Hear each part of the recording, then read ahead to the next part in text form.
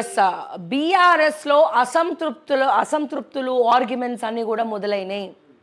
So బీఆర్ఎస్లో ఉన్న వాళ్ళందరూ కూడా ఇబ్బంది పడతా ఉన్నారు. వచ్చి మా మాట వినుంటే గవర్నమెంట్ వచ్చేది, మా మాట వినుంటే మా పార్టీ వచ్చేది.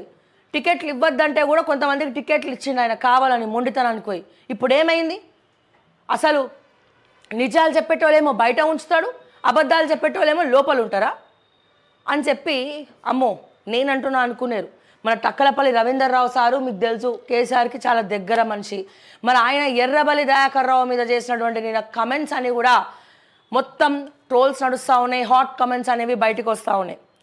సో మమ్మల్ని ఎప్పుడు కూడా లోపలికి రానియలే, మేము చెప్తే కూడా మీరు వినలే. సో పాత వాళ్ళందరికీ కూడా మీరు ఎవరెవరైతే మీకు అబద్ధాలు చెప్పి డప్పు కొట్టినరో వాళ్ళనేమో ఎంకరేజ్ చేసి నెత్తిన పెట్టుకున్నారు. ఎవరెవరైతే నిజాలు చెప్పినో వాళ్ళందరినీ బయటికి పంపించేసారని టక్కలపల్లి రవీంద్రరావు గారు చెప్పకని చెప్పారు. బట్ ఇది వాస్తవం కదా అండి, నిజమే కదా. సో ఎవరిని నమ్మాలో వాళ్ళని మీరు నమ్మలే, ఎవరిని నమ్మద్దో వాళ్ళని తెచ్చి నెత్తి మీద పెట్టుకున్నారు. సో అది కూడా ఒక రకమైనటువంటి రీజన్. అంటే మీరు ఎవరి మాట వినరు, ఎవరు చెప్పినా మీరు వినరు, మీరు చెప్పిందే మీరు చేస్తారు. అదే ఇప్పుడు ఈ ఓటమికి కూడా కారణమైంది అని చెప్పడానికి ఏమాత్రం కూడా అతిశయోక్తి లేదు. అండ్ ఇంకా మాకున్నటువంటి ఇన్ఫర్మేషన్ ప్రకారం బీఆర్ఎస్లో ఉన్నటువంటి ఒక 10 మంది ఎమ్మెల్యేలు అసంతృప్తితో ఉన్నారు. సో నయానో భయానో వాళ్ళు చేసినటువంటి దందాలు ఏమన్నా బయటికి రాకుండా ఉండడానికో సో కాంగ్రెస్ హస్తం గూటికి చేరాలని చెప్పి కూడా అనుకుంటున్నారు.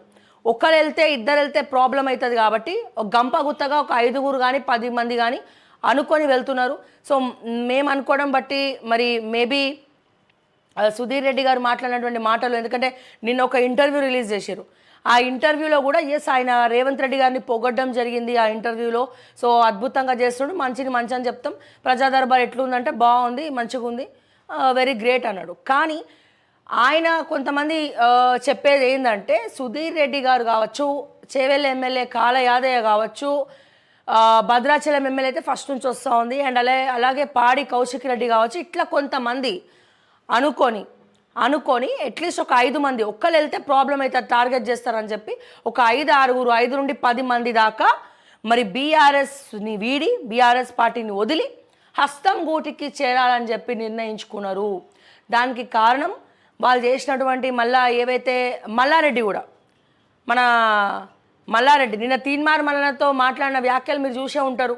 తీన్మార్ మల్లన్నతో మాట్లాడుతుండే ఆయన మేము ఒకటే, మల్లన్న నేను ఒకటే, ఆయన పాలమ్మిండు మేము కూడా పాలమ్మినాం అని చెప్పి మాట్లాడుతూ ఉన్నారు. ఇవన్నీ కూడా రాజకీయాలు, ఇవన్నీ కూడా ఎంతవరకు రాజకీయాలన్నీ కూడా కేవలం ఎంతవరకు అన్నాడండి, ఎస్ ఎలక్షన్స్ వరకే, తర్వాత ఏం లేదు, ఆయన నేను ఒక్కటే, నించుంటే ఏమైందయ్యా ఈ మల్లన్న గెలుస్తుండే ఆ మల్లన్న గెలుస్తుండే అని చెప్పి మాట్లాడిండు. దీన్ని మీరంతా కూడా ఏ రకంగా చూస్తారు?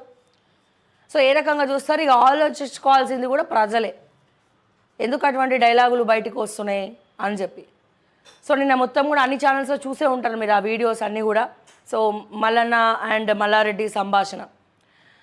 సో నాకు తెలిసినంత వరకు మల్లారెడ్డి అండ్ మల్కాజ్గిరి ఎమ్మెల్యే మల్లారెడ్డి అల్లుడు అండ్ దేవిరెడ్డి సుధీర్ రెడ్డి గారు, కాళ యాదయ్య గారు, సో వీళ్ళందరూ కూడా గంపగుత్తగా అనుకొని మరి పార్టీ మారే అవకాశాలు 70 నుండి 80% వరకు ఉన్నాయి. మాకు వచ్చినటువంటి సమాచారం ప్రకారం 70 నుండి 80% ఉన్నాయి అని చెప్పి తెలుస్తూ ఉంది. మరి సబితా ఇందరెడ్డి గారు కూడా వెళ్తారేమో అదే తోవలో, ఎందుకంటే తను ఫస్ట్ నుంచి కాంగ్రెస్ నుంచి వచ్చిన వ్యక్తే కాబట్టి మళ్ళీ కాంగ్రెస్ గూటికే చేరుతారేమో అన్న వార్తలు కూడా వస్తున్నాయి. తను వెళ్ళొచ్చు, వెళ్ళకపోవచ్చు, కానీ వెళ్ళొచ్చు. సో చెప్పలేం. బట్ వీళ్ళైతే వెళ్తారని చెప్పి కూడా టాక్స్ నడుస్తూ ఉన్నాయి.